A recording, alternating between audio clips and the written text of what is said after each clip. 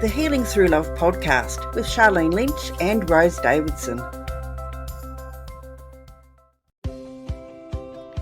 In episode 95, Cassandra Lambert talks to us about the importance of healing at the nervous system level. I found my way towards finally having a daughter, which was like an answered prayer. And from that point, having her, I thought I had done a lot of healing work, but when I had her, all the things that I thought I had healed kind of came to the surface. And it was like starting all over again, kind of like a trauma capsule reopening. And it kind of led me on this path towards like rekindling a relationship with a higher power. There was a lot of anger and resentment there. And then it led me to the somatic work, and also being an artist for 10 years, which also led to the somatic work. So it was like this trajectory, right? It wasn't a smooth path. I know for a long time I didn't want to live. But at the same time, I also knew like, well, if I am supposed to be here, let it, and I was supposed to go through all these like awful things, let it be purposeful. Let me help someone else like in similar dark situations. Welcome to another episode of Healing Through Love. Each week, we share ideas, experiences, and resources to increase the awareness of domestic and family violence and to empower survivors to grow and thrive. We talk with experts who share their advice, or with people who have experienced abuse, no matter where they are on their journey. This is all about healing through love. And now, here are your hosts, Sharlene Lynch and Rose Davidson.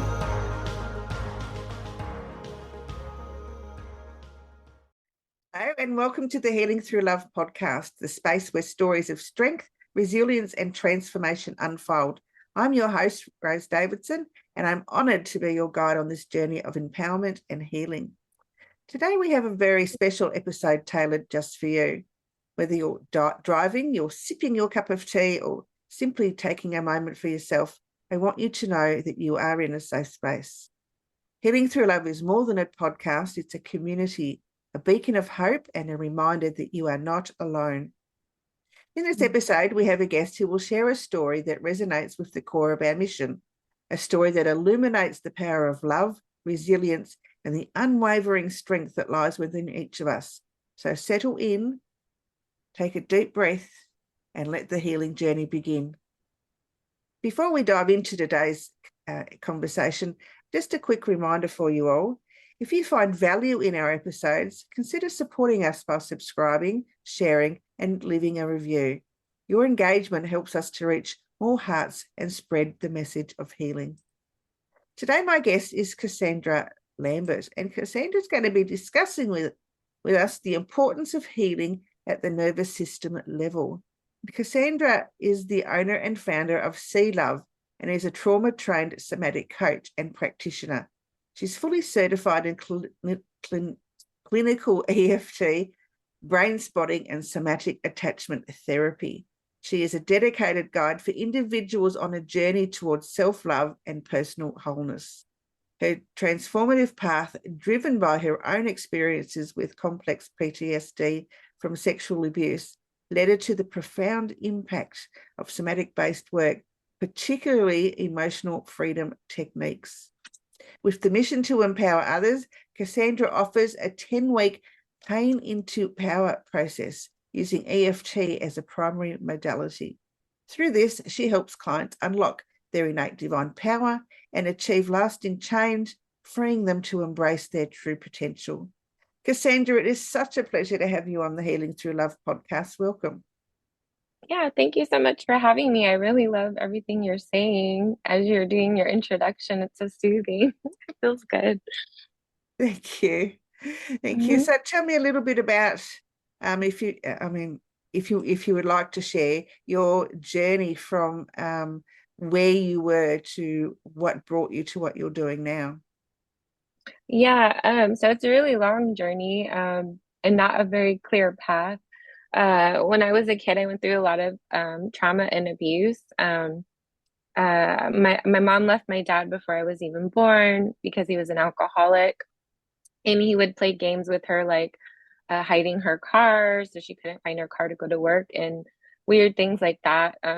So she left him before I was born. And then it was just me and her. And then she got with this other man and had another daughter with him, but he was also an alcoholic and abusive when he was drunk. And obviously, I was too little, I was two. I don't remember exactly what happened. I just remember I would get nightmares, and I have photographs. So in that point in time, I ended up in a foster family, because that guy's mom called Child Protective Services on my mom. And so she was trying to get me back, and then they took that other sister, and my mom couldn't fight for both of us. So she got me back, thankfully. But yeah, so I went through some kind of turmoil at two. Fast forward, my mom got with another man when I was around the age of 4. And we were with him for a while from the time I was 4 till 8. And they had a daughter. So I have another sister, and she's been a part of my life. But this man actually was the one that sexually abused me. And it didn't start until I was 5, when he had lost his job. And then my mom was going to work and he was at home with us. And then from there, my mom finally, like, we got away from him, luckily, which was hard, because the whole child custody stuff with my sister. And she ended up with someone she knew since like childhood. And then that was the most normal of a family life we had for a while. But you fast forward in my teens, they were really confusing. Me and my mom didn't get along. Sometimes it felt like she was competing for my boyfriends, because she would like come around in like negligee or talk about uncomfortable conversations revolving around sex. Or she would tell me to come in the room with porn on the television, and knowing it would like evoke certain feelings in me from being abused as a child, and tell me to just get over it. So my teenage years were really confusing, really emotional. And I think it catapulted me to, in my 20s, just being in and out of a lot of abusive relationships with men. One of them was so bad that like he would be like cussing at me in the streets. He would throw me on the ground.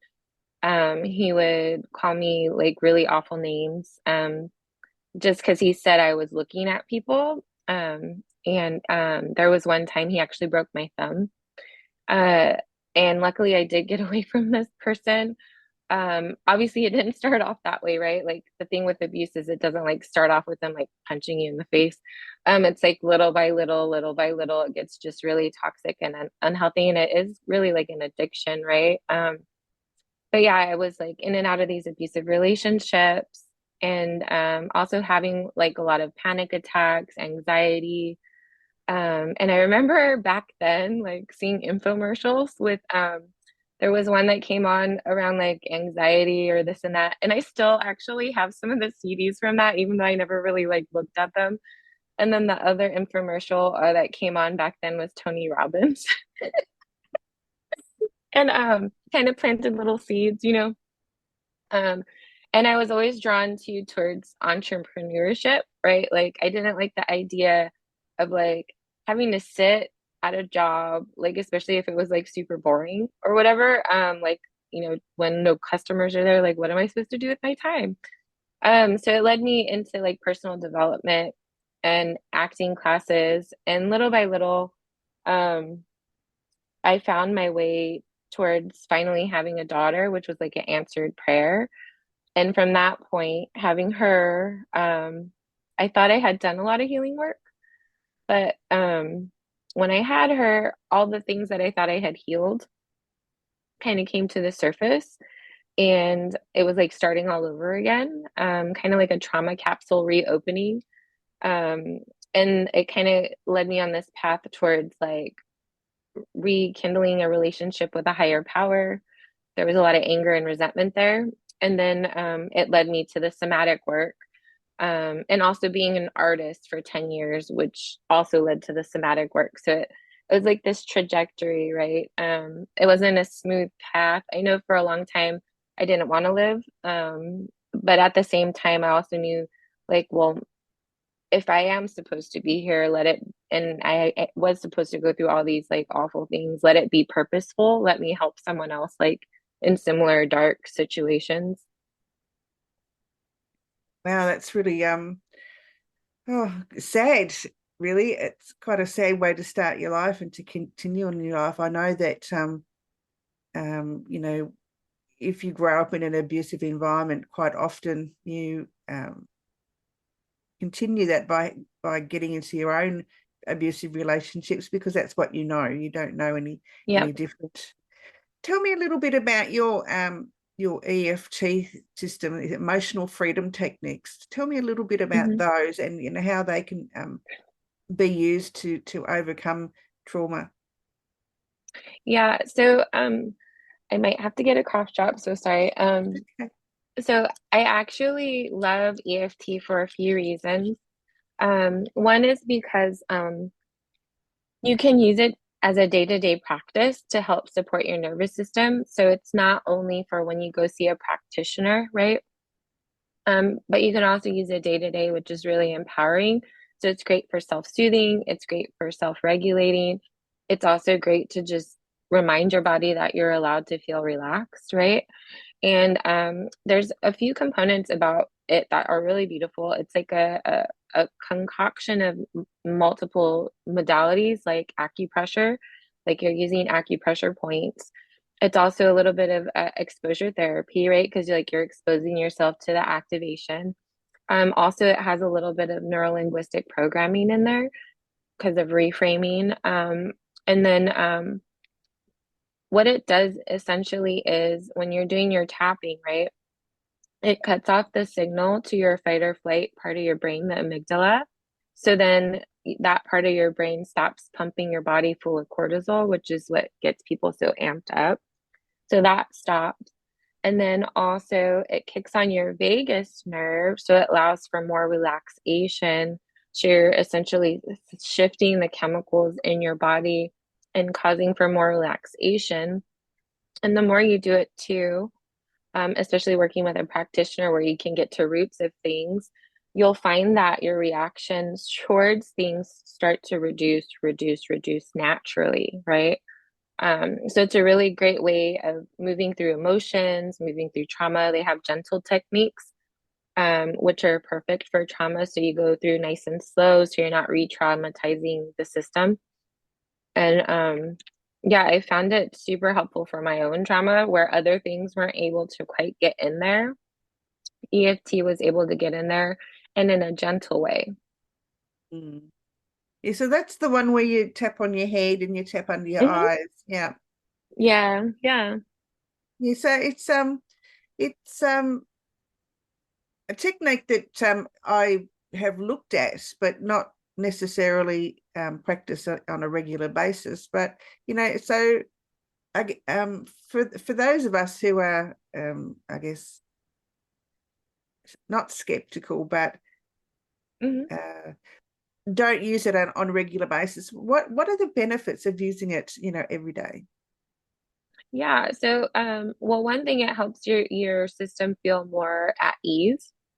So let's say like when a curveball comes along, you're more in your body and grounded and centered. So you're more able to respond to that curveball versus go straight to reaction, right? It's kind of like filling your piggy bank with some like feel good relaxation there.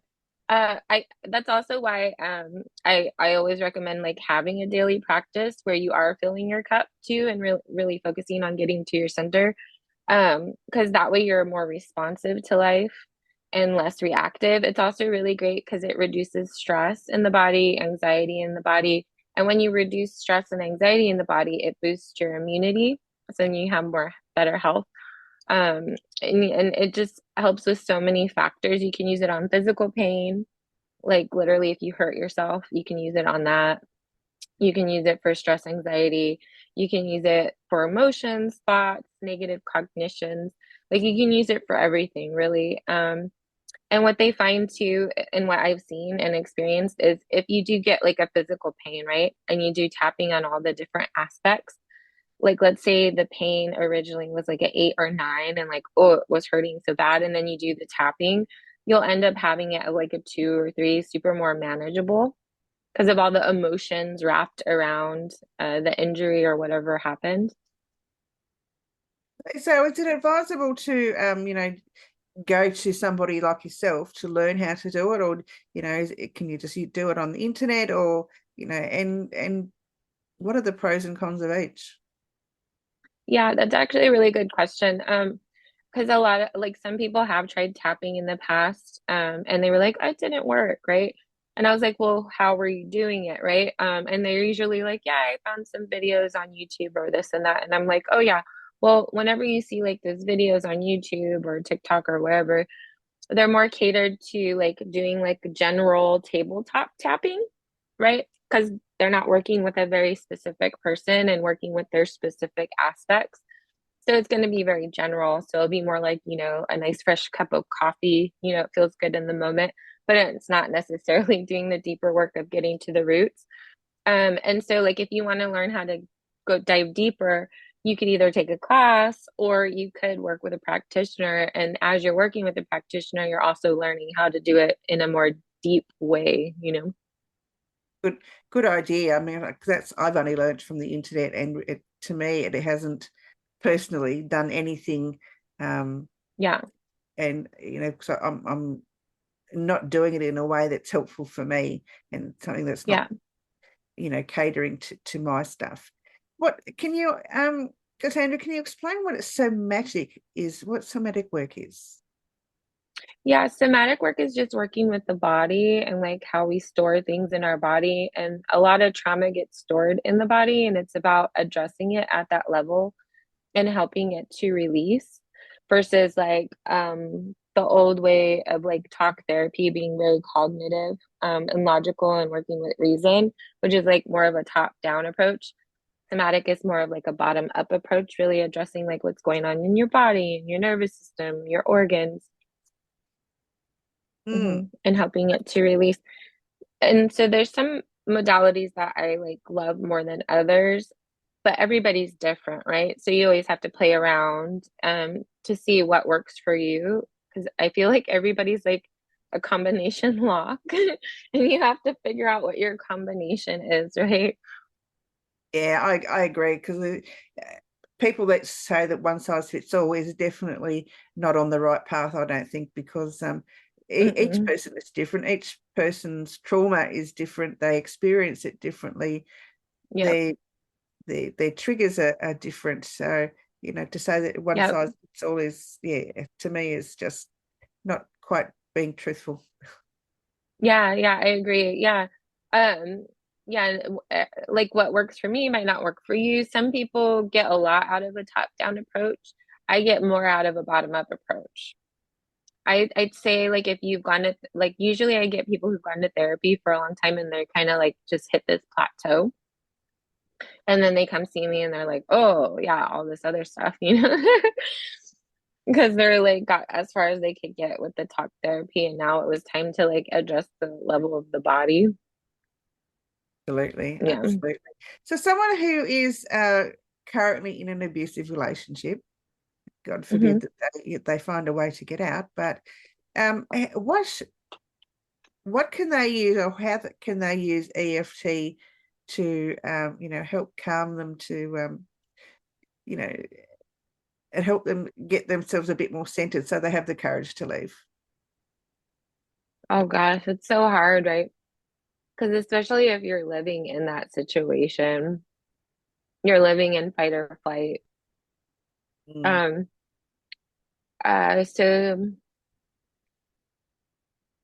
yeah, I'm just trying to think if I was really back in that situation, would I even listen to someone telling me something, right? Because it's just like a hard place to be. But if they were to just, start tapping on their points in a moment of distress or even rubbing, you can rub them and just breathe. That can help start calming down your nervous system.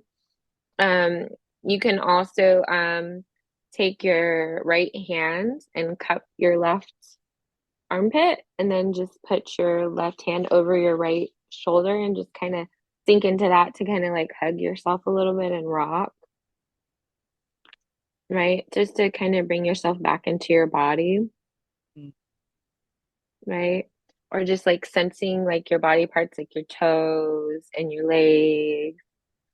It really just depends. But if someone's in an abusive relationship, self-care is huge. So anything you can do to care for yourself, even if it's like a bath, even if it's going for a walk, just every little thing you can do for yourself will help you feel a little bit better about yourself. So then you can work up the courage to leave the situation or figure out a way to leave the situation. Really depends, right? Like what kind of situation it is too. Yeah, leaving is always, people often say, why didn't she just leave? But, it's not as easy as what an outsider thinks it is. There's so many factors involved in leaving that relationship. It's not just the children. It's more of a mental thing, because it's just too big to go into. But honestly, people that just don't understand if they've never been through it. Yeah, that's why when you asked me that question, I was like, oh, there's so many layers. I was like, how do I answer that? Yeah, there's so many layers to like leaving a situation, and it depends on the situation, and like there's like what kind of situation are we talking about, right? Absolutely. Yeah, there is just so much into it. Cassandra, where can people find you if they want to work with you or find out more about EFT and somatics? Oh yeah, I share a lot of somatic tools on my Instagram. So you can find me at C_love_Lambert. And then also you could always well, actually, Rose, you have a link you can share with them. I do. If they want to like do like a discovery call. Perfect. And your website, what can we find on your website, Cassandra? Oh yeah, it kind of breaks down some of like the brain spotting or EFT, and it breaks down the pain into power process. And that's just CassandraLoveLambert.com. And finally, if you were to offer some advice to somebody, whether they're in a current situation or they've come out the other side, but they're still unsure about, what they can do to break down the trauma responses, what would that be? Yeah. So coming from me, like I was somebody who was really reactive, and I had a lot of anxiety. I would get panic attacks. I'm also like a highly sensitive person, very empathic, and I never wanted to be on meds because I didn't want to be a vegetable. So if I can regulate my nervous system, I know you can. There's like hope for sure. And I would definitely look at clinical EFT. I would look at breath work. I would look at grounding techniques. I would also look at inner family systems is another really great one. Yeah. And brain spotting. That's another one. These are like all my little magical things that I found that just really helped me so much. Wonderful. Cassandra, it's been an absolute pleasure. Thank you so much for joining us today.